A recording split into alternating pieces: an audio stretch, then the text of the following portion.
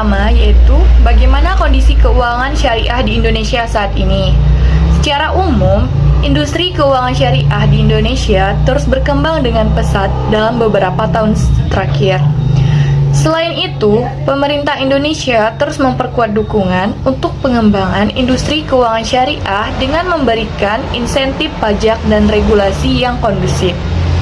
Pemerintah juga merencana untuk meningkatkan peran keuangan syariah dalam mendukung program pembangunan nasional, termasuk dalam sektor infrastruktur dan sektor real.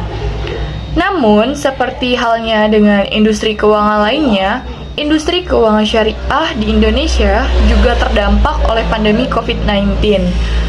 Meskipun demikian, industri keuangan syariah di Indonesia tetap menunjukkan ketahanan yang cukup baik selama pandemi, terutama di sektor pembiayaan mikro dan kecil.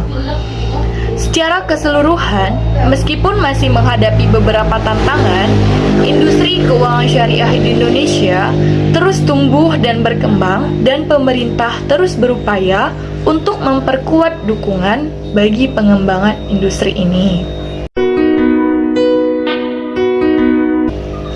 Selanjutnya, pertanyaan nomor 2 yaitu mengenai apa hambatan dan kendala yang menghambat laju perkembangan keuangan syariah di Indonesia.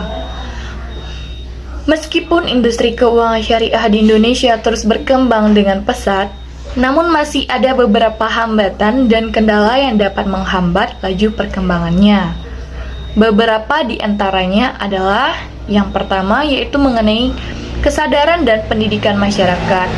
Karena masih rendahnya kesadaran dan pemahaman masyarakat tentang prinsip-prinsip dan produk-produk keuangan syariah menjadi salah satu kendala utama dalam pengembangan industri keuangan syariah di Indonesia. Oleh karena itu, diperlukan upaya untuk meningkatkan pemahaman dan kesadaran masyarakat tentang keuangan syariah melalui kampanye edukasi, seminar, workshop, dan lainnya. Selanjutnya, yang kedua, yaitu regulasi yang belum sepenuhnya mendukung. Meskipun pemerintah telah melakukan upaya untuk memperkuat regulasi bagi industri keuangan syariah di Indonesia, namun masih terdapat beberapa regulasi yang belum sepenuhnya mendukung pertumbuhan industri keuangan syariah. Misalnya terkait dengan pajak dan insentif fiskal bagi pelaku industri keuangan syariah. Yang ketiga yaitu kurangnya profesionalisme dan keterampilan sumber daya manusia. Industri keuangan syariah membutuhkan sumber daya manusia yang berkualitas dan terampil, yang mampu mengelola risiko secara efektif, mengembangkan produk-produk inovatif, dan memberikan layanan yang berkualitas. Oleh karena itu, pelatihan dan pengembangan sumber daya manusia di industri keuangan syariah harus terus ditingkatkan. Selanjutnya, keempat, yaitu tantangan dalam menerapkan prinsip syariah. Industri keuangan syariah harus menerapkan prinsip-prinsip syariah dalam seluruh aspek operasionalnya. Namun, tantangan dalam menerapkan prinsip-prinsip syariah seperti ketidaksesuaian antara prinsip-prinsip syariah dan hukum positif dapat menjadi kendala bagi perkembangan industri keuangan syariah di Indonesia. Selanjutnya, yang kelima, yaitu persaingan dengan industri keuangan konvensional. Industri keuangan syariah masih terus bersaing dengan industri keuangan konvensional yang sudah mapan dan mempunyai basis pelanggan yang besar. Persaingan ini dapat menjadi kendala dalam mengembangkan produk-produk keuangan syariah yang lebih inovatif dan berdaya saing. Selanjutnya, pertanyaan nomor 3 yaitu mengenai berikan saran dan pendapat Anda tentang keuangan syariah di Indonesia.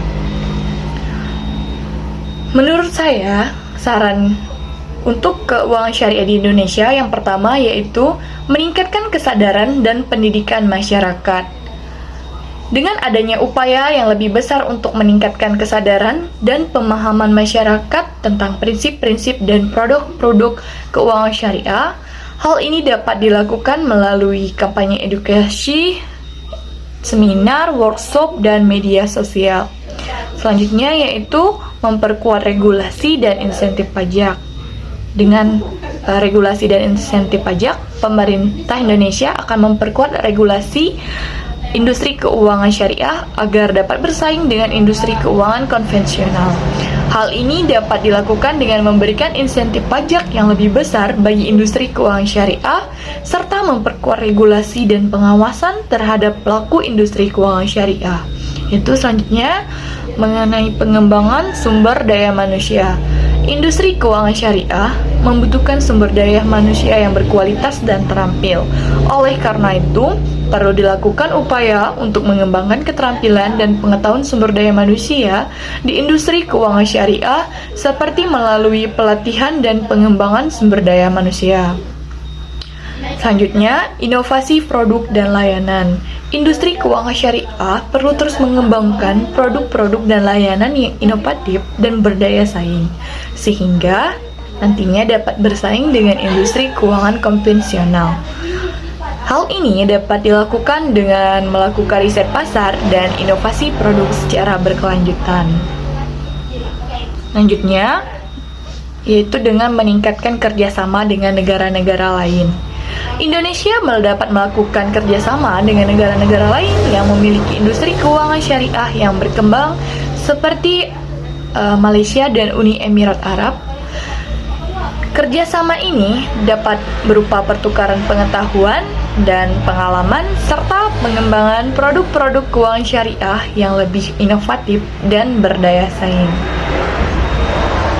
Baiklah, sekian pemaparan dari saya. Wabillahi taufiq wal hidayah. Wassalamualaikum warahmatullahi wabarakatuh.